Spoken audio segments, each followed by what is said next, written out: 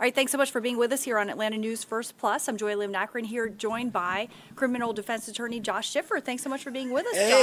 Josh. Always a pleasure, always well dressed. I love it. It's so great to see you, and what an amazing every day we wake up and there's so much new stuff to talk about. Including your outfit, your hat, which is incredible. I love it. Got to celebrate the spring. Got to celebrate, especially after winter in the South. There's no better season than spring in Atlanta. Well, if you're talking about winter in the South, let's not go to other parts of the country. But anyway, I do want to get right to some of the top stories that we're following right now, some of the top legal stories. One thing that we've been following so closely is what's going on with Fulton County District Attorney Fani Willis prosecuting the Trump case, the massive election interference case.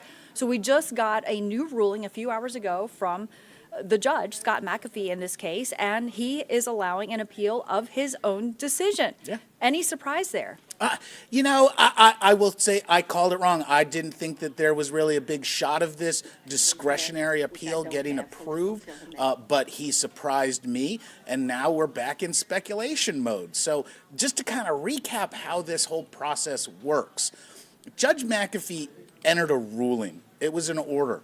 It was last Friday. And in that order, he does a very thorough job going over the facts, the questions asked, the conflict at issue, and writes a very thorough order and ruling that really wraps it all up. He did a great job being discreet with the actual conflict, really hammering in on the issue of impropriety and whether there's a conflict in what he has to do versus what he can do. And as we all know by now, he expertly crafted a ruling where he put the burden back on the state. And Fani Willis immediately decided, along with Nathan Wade, that Nathan Wade needed to leave the case. He submitted his resignation, and it was accepted immediately. But Judge McAfee did not include an automatic certificate of immediate review, as he did in the prior Wednesday's ruling. In fact, he led it up to the regular system. So how does that system work? Well, when there's a ruling without a certificate of immediate review attached to it, it allows the parties to then apply with the court for a certificate of immediate review. And that's basically asking the trial court for permission to appeal. And the judge can accept that or reject it. In this case, within the 10 days that the parties would need to acquire that permission, Steve Sadow, combined with the other seven of the additional Trump co-defendants, applied for that certificate of immediate review at the very beginning of this week. And today, that request to receive a certificate of immediate review was granted by Judge McAfee. So I actually have to say, Josh, I sort of anticipated that he would allow the appeal, because if not, it sort of looks, frankly, a little bit shady. Like, why don't you want any other court to review your own decision if you think that it was made appropriately? And it seemed to me that would be an important step in preserving the integrity. But you know more than I do. That's why I asked you to come over. Absolutely. And that's one of the great things about court and the law is you can have really smart, well-thought opinions on both sides and be right, but still be wrong. Mm-hmm. It really is down to personalities. It's down to individual judicial ideologies and how judges want to run their court. Georgia's set up in a way where our trial-level judges are imbued with amazing discretion, incredible power, that as long as they act within these really broadly defined railings, they can kind of do what they want. They are little kings and queens for a good reason. They are neatening up all the messy, ragged edges of society, and we're watching that process take place. So what happens now? Well, judge came out and granted that certificate of immediate review. It's in the defense's hands, so to speak. So the defense now has 10 days to actually apply with the Georgia Court of Appeals. Right, and then I understand that the Court of Appeals actually has to agree to take on the case, right? Is there any reason that they wouldn't? Absolutely. The application will go through the facts as the defense wants to put them forward to the Georgia Court of Appeals. There will be a recitation of the facts just as included in Judge McAfee's ruling. The ruling will obviously be attached, and there will be some arguments as to why the defense feels the Georgia Court of Appeals should accept this case for immediate review. They have, that being the Court of Appeals, has 45 days to make that decision once they have received the application. Big question is, are they going to move quickly, or are they going to wait till the end? And we don't know the answer to that. We don't get to really peek inside the Georgia Court of Appeals decision process with that. There's obviously a lot of people with strong feelings one way or another when it comes to the speed of the process. Right. At that point, then we really get into how appeals work. There's briefings by both sides. There are some time frames. And the big question is, what happens to the rest of the case while that is being appealed? And currently, Judge McAfee has indicated he's going to keep trying the case until he hears more from the Georgia Court of Appeals. But you guys were talking, you and Brendan Keefe, lead investigative reporter, were talking about this case before we actually started our live stream. And Brendan asked if there could be a stay, if the appeals court could issue a stay. And I think you said yes. So Yeah. they could say, does that basically hit pause on the case until they, issue a ruling on any particular matter? Yeah, forward progress is definitely under threat. So think about what the defense gets if they win their motion. If they win their motion, Fonnie Willis in her office is disqualified, and this goes to another district attorney's office through the Prosecuting Attorney Council of Georgia, headed by Pete Scandalakis. That would mean that all the work being done in the meantime kind of useless. It would need to be redone. So there's a judicial efficiency argument that goes into whether the initial trial that spawned the appeal is worth continuing, or do they need to stop everything and wait for a more thorough analysis and ruling by the Georgia Court of Appeals. And we're waiting to see what happens there, if there's going to be guidance from Judge McAfee, if there's going to be guidance from the Georgia Court of Appeals. And the Georgia Court of Appeals doesn't even have to accept this application. In fact, there are some very smart people that I rely on extensively who, are saying that there's only a 20 or 30% chance that the Court of Appeals even accepts this. Wow, because it's so premature. And Steve Sadow issued a statement, Mr. Trump's lead Georgia attorney issued a statement a short time ago, a few hours ago at this point, 2 hours ago. This is highly significant. It means the defense is permitted to apply to the Georgia Court of Appeals for pretrial review of the judge's order refusing to dismiss the case or disqualify Fulton County DA Willis, which we've already explained to our viewers. But here's the important part, I think. He writes the defense is optimistic that appellate review will lead to the case being dismissed and the DA being disqualified. So they're just going to continue on, Absolutely. And remember, they've still got their argument. It's the same argument to the Court of Appeals that basically it was to Judge McAfee, which is the odor that the Judge odor McAfee... of mendacity? Yes, the odor of mendacity that Judge McAfee talks about. The poor choices made by D.A. Willis with this speech at Big Bethel AME Church.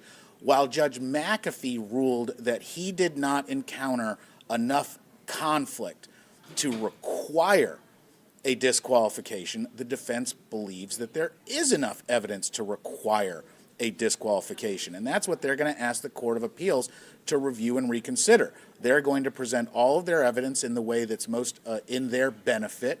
They're going to be pretty aggressive with saying that it's impossible for this trial to be fair. It's impossible for the defendants to receive honest due process, free from unwanted, influences, such as a financial incentive between the Ms. Willis and Mr. Wade. And they're going to make that argument very aggressively in writing, and we might even get oral arguments in front of the Court of Appeals if they accept this appeal for review. All right, Josh. So I while you're here, I want to pick your brain on another major legal story happening today. So today, for the first time in some 4 years, the state of Georgia is actually scheduled to execute a man. Let me show you just some video of the individual that we are talking about here. Let me change my graphic. Apologize. I'm trying to multitask. I know you always tell me not to apologize, Josh, but I need to apologize to the viewers here. I'm telling you, if I'm going to rid the world of unnecessary apologizing, especially from women. Okay. It's so important to me and my daughter. Okay. Well, so we're looking at this video here, and this has to do with this man who's convicted of killing his former girlfriend 3 decades ago. He's scheduled to be put to death today. He's 59 years old, Willie Pye. He was convicted of murder, several other crimes back in 1993 in the killing of Alicia Lynn Yarborough. My colleague Rebecca Schramm has a closer look. Georgia's parole board late yesterday denied the clemency request for this death row inmate. So the execution is on for tonight here at the state prison. He is set to die by lethal injection. Take a look. This is Willie James Pye. He was convicted in Spalding County for the 1993 brutal rape and murder of his on and off girlfriend, 21-year-old Alicia Yarbrough. Pye was in his 20s at the time. His lawyers argued in the clemency hearing that Pye is intellectually disabled and has an IQ of 68, which is well below the national average. The lawyers don't deny that he killed her, but they said from birth he lived in profound poverty, that he was neglected, and that he was constantly around violence and chaos in his home. But when the parole board was reminded of the horrific details of the victim's death, they denied the request to spare Pye's life. We took a count of the people on death row right now in Georgia. There are 37 men and 1 woman awaiting the death penalty in our state, and time is up for Willie James Pye. His execution is scheduled for 7 o'clock tonight. It will be the first in Georgia since 2020. In Jackson, in Butts County, Rebecca Schramm, Atlanta News First. All right, thanks so much to Rebecca for that background. So Josh, how significant is this that, we're having an execution in the state of Georgia for the first time in 4 years? I mean, it seems like, something very controversial. It is, and it's basically the end of a gentleman's agreement County for the between the 1993 state and the defense community here in Georgia that came about during COVID, which was that we were going to put these executions to the side. And that policy has obviously now ended as the state moves forward with a planned execution tonight at 7 p.m. There's a lot of issues in any death penalty case, and a few of them are really highlighted here. From a due process and legality perspective, one of the strongest arguments of the defense is that this individual was subject to ineffective assistance of counsel. That's one big issue. And the other is the presumed intellectual deficiency that this individual has. There's been a lot of work done on IQ tests and intellectual competence, and it reflects back to just basic competence questions as to what level and below what level is it unconstitutional to execute someone when they have an intellectual disability. The state has moved forward on this case the entire time, arguing that this gentleman does not have an intellectual disability to the level that would prevent his execution. Obviously, the defense feels that he is so intellectually disabled that he should be disqualified. And so far, the Georgia Courts of Appeals and the United States Supreme Court have rejected the defense's arguments, even though I'm certain there are still papers being considered right now. There always are immediately before an execution. And, big picture, I mean, the issue of the death penalty is so controversial, but obviously the death penalty is legal here in the state of Georgia. What do you think where do you think the law is headed with regards to the death penalty, and what's the breakdown? How many states is it still legal in? We're seeing a lot of changes and developments and evolution in the death penalty universe. Many states still apply the death penalty. It is more rare than it used to be and is basically held in most states for only the most egregious crimes, which is a good thing. Several states have absolutely just stopped executions because of the pervasive issues exposed in our appellate courts. For those of you that are unaware, more resources get put into these death penalty cases than you'd ever imagine. They are litigated to the absolute ends of the earth. And in that litigation, it's been pretty conclusively proven that the system does make mistakes. And there are very fundamental unfairness issues present in many death penalty prosecutions. Not to say that there aren't clean prosecutions involving the death penalty, but they're very rare and very difficult. The time, cost, expense, and trauma caused by trying to apply the death penalty is a big consideration for the criminal justice system. And I've just did some research with the death penalty information center, and they say that there are 6 states where there's a pause on executions by executive action, and it's about 50-50 in terms of states that have the death penalty in states that don't. So it's really interesting. I mean, I think Nothing else. So there's that efficiency argument, but then there's also the rights of the victims and the demand of the electorate.